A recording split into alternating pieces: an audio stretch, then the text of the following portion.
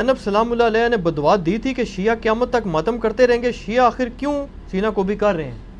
یہ میں سنیوں سے پوچھتا ہوں کہ شیعہ کیوں سینہ کو بھی کر رہے ہیں؟ میرے آفس میں وہ 5-6 سنی اکٹھے ہو کے آگے، تو میں نہیں جانتا تھا کہ یہ میرے لیکچرز دیکھتے ہیں. کچھ اہل حدیث تھے، کچھ دیوبندی تھے، کچھ بریلوی تھے. وہ دوسرے آفس سے آئے کہ جی انجینئر صاحب کے ساتھ چائے پی لیں. تو انہوں نے مجھ سے یہی سوال کیا کہ یہ شیعہ کیوں پیٹ رہے ہیں اور کس کو پیٹ رہے ہیں؟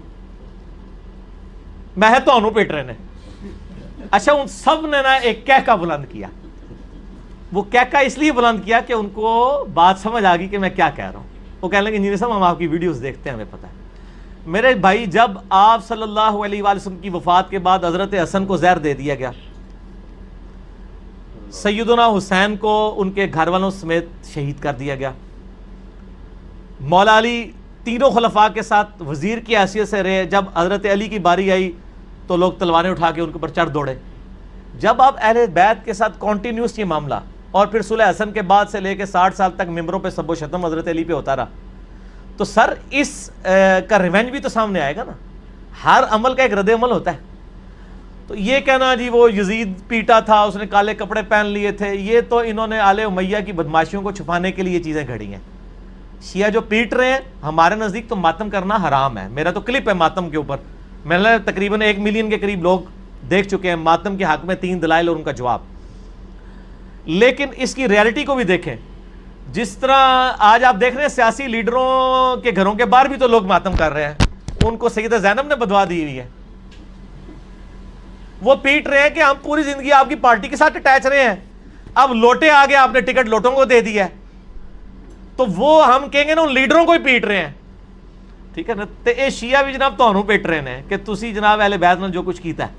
ٹھیک ہوگا جی، بس اس کو اسی پہ رہنے دیں. باقی میرا ابھی ڈاؤ یونیورسٹی کراچی کی میڈیکل یونیورسٹی میں یوم حسین سے خطاب کرنے گیا تھا، تو ڈاکٹرز کا مجمع تھا، طالب علم بھی تھے، ڈاکٹر طالب علم پہلے سال کے، دوسرے سال کے، چوتھے سال کے طالب علم، پروفیسر سے ڈاکٹرز تھے. تو وہاں ایک سنی ڈاکٹر نے سوال کیا مجھ سے، میرے عزیز نے، میرے بھائی نے، سنی میرے بھائی ہیں، میرے عزیز ہیں، ہم سب کے عزیز ہیں، ہمارا ان کے ساتھ اٹھ بیٹھ ہے، ہمارا ان کے ساتھ معاملات ہیں، لہذا کوئی دل آزاری کی بات مطلوب نہیں ہے. تو اس نے سوال کیا کہ یہ جو آپ ماتم کرتے ہیں، یہ جو آپ سینہ سرخ کر لیتے ہیں، یہ جو آپ خونی ماتم کرتے ہیں، یہ جو آپ ہاتھ کا ماتم کرتے ہیں، یہ والی جو بحث ہے خونی ماتم اور غیر خونی ماتم کی بحث یہ ممبر کی نہیں ہے، اس لیے میں تو یہاں سے کامن بات کروں گا نا. تو یہ جو آپ ماتم کرتے ہیں، جو اپنے بدن کو تکلیف پہنچاتے ہیں، تو یہ بدن تو اللہ کا بنایا ہوا ہے، اللہ کی چیز ہے،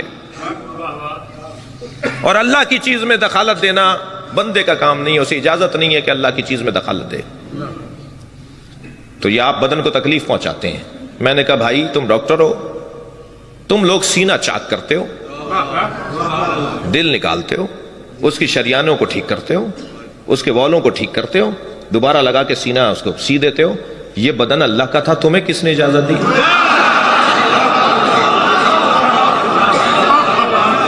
یہ اللہ کی امانت تھی، تمہیں کس نے اجازت دی؟ تو کیا جواب آتا ہے تمہارا؟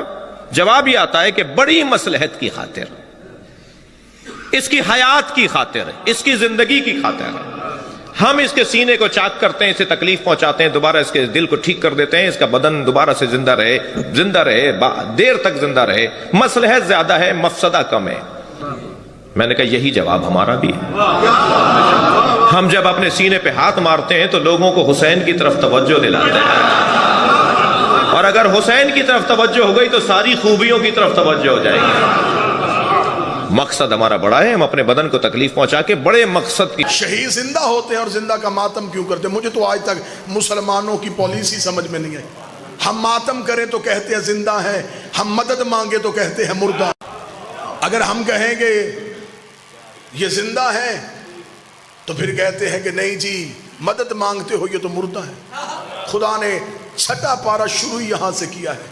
نہیں پسند کرتا اللہ اونچی آواز پہ رونا، مگر جہاں ظلم ہو وہاں اجازت. اگر تجھے زندہ کے ماتم کی اتنی تکلیف ہے، یعقوب کو پتا تھا کہ یوسف زندہ ہے، نبی تھا، جانتا تھا بیٹا زندہ ہے، پھر بھی 40 سال رویا، صرف یہ سمجھانے کے لیے کہ مظلوم کو رویا جا سکتا ہے. آج ہمیں بندے کہتے ہیں علم سے شفا کیسے مانگ لیتے ہو، کپڑا شفا کیسے دیتا ہے، کاش تو نے قرآن پڑھا ہوتا۔ اللہ نے یعقوب کو یوسف کے کرتے سے شفا دی تھی۔ لاکھوں دلائل، ہزاروں دلائل، جناب سارا کا چہرے پہ پیٹنا قرآن سے ثابت ہے۔ اگر کوئی بندہ کہے کہ نہیں یہ تو پچھلے نبیوں کی بات ہے، ہمارے نبی کے دور میں تو ایسا کچھ ہوا ہی نہیں، تو چلے پھر میں حوالہ لکھوا دیتا ہوں۔ حوالہ لکھ لیجئے، مدارج النبوہ، شاہ عبدالحق محدث دہلوی کی کتاب ہے، مذہب اہل سنت کی معتبر کتاب ہے۔ اس میں لکھا ہے جب جنگ احد میں رسول کے چچا حمزہ شہید ہو گئے اور احد کے شہداء کا ماتم مدینے میں ہو رہا تھا، اب جو لفظ بالکل لکھے ہیں میں وہ لفظ پڑھوں گا تاکہ کل کو کوئی ویڈیو کیمرے میں میری ویڈیو لے کے کتاب کے ساتھ ٹیلی کرے تو وہ یہ نہ کہے یہاں لفظ اور تھے ممبر سے اور بیان کیے گئے۔ میں وہی لفظ پڑھتا ہوں جو شاہ عبدالحق محدث دہلوی لکھا ہے۔ انہوں نے کہا جب رسول مدینہ پہنچے تو پورا مدینہ ماتم کدا تھا۔ ماتم کدا کہتے ہیں ماتم کرنے والی جگہ، یا میں اس کا آسان لفظ کروں امام بارگاہ۔ پورا مدینہ ماتم کدا تھا۔ رسول نے صحابہ سے پوچھا یہ کس کا ماتم ہو رہا ہے؟ تو صحابہ نے کہا یا رسول اللہ یہ احد کے شہداء کے ورثہ اپنے شہداء کے لیے ماتم کر رہے ہیں۔ رسول نے ٹھنڈی آہ بھر کے، یہ محدث دہلوی کا لفظ، ٹھنڈی آہ بھر کے کہا ہائے میرے چچا حمزہ پہ ماتم کرنے والا کوئی نہیں۔ یہ کہہ کے رسول گھر گئے، انصار اپنے اپنے گھروں میں گئے، اپنی اپنی عورتوں کو بلایا، بچوں کو اکٹھا کیا اور رسول کے دروازے پہ لے کے آئے۔ میں جملے پڑھ رہا ہوں مدارج نبوہ سے۔ انصار صحابہ اپنی عورتوں کو لے کے رسول کے دروازے پہ آئے۔ پہلی ماتمی سنگت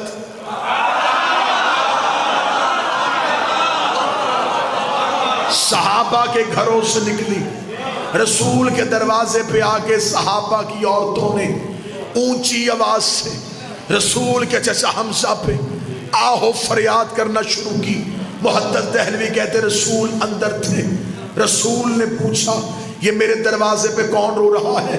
بتایا گیا یا رسول اللہ یہ انصار کی عورتیں اپنے گھروں کو چھوڑ کے آپ کے چچا حمزہ کا ماتم کرنے کے لیے آئی ہیں۔ جملے محدث کے نہ ہوں میں گردن کا لہو دوں گا۔ شاہ عبدالحق کہتا ہے رسول نے مصلی پہ دعا کی ہاتھ بلند کر کر میرے اللہ جو میرے چچا کو رونے کے لیے انہیں بھی بخش دے، ان کی اولاد کو بھی بخش دے، ان کی اولاد کو بھی بخش دے، انہیں بھی بخش، ان کی اولاد کو بھی بخش، ان کی اولاد کو بخش۔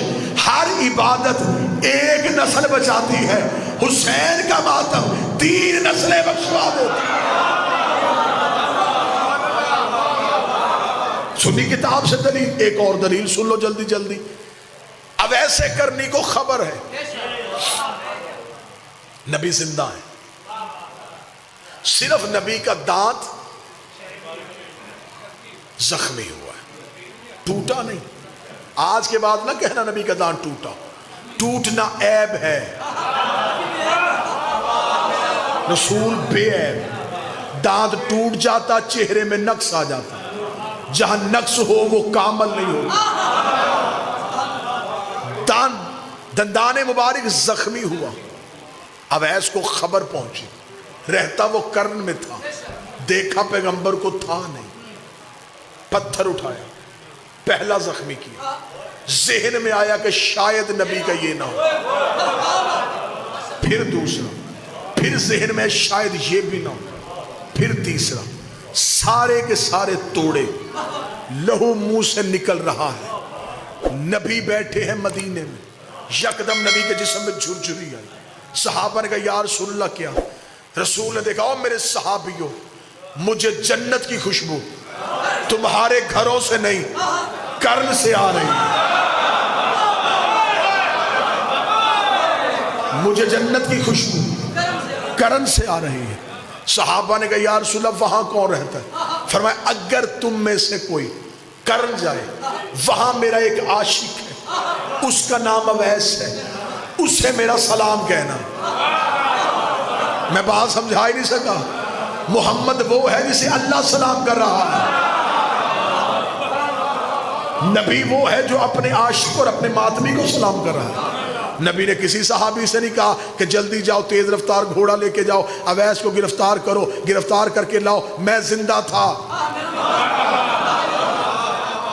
اس نے زندہ کی یاد میں ماتم کیوں کیا نبی نے کہا اسے جا کے خوشخبری دو کہ تمہیں نبی سلام کہہ رہا ہے چل نبی نے تو محبت میں کہہ دیا تھا خدا ہی کہہ دیتا کہ جسم میرا تھا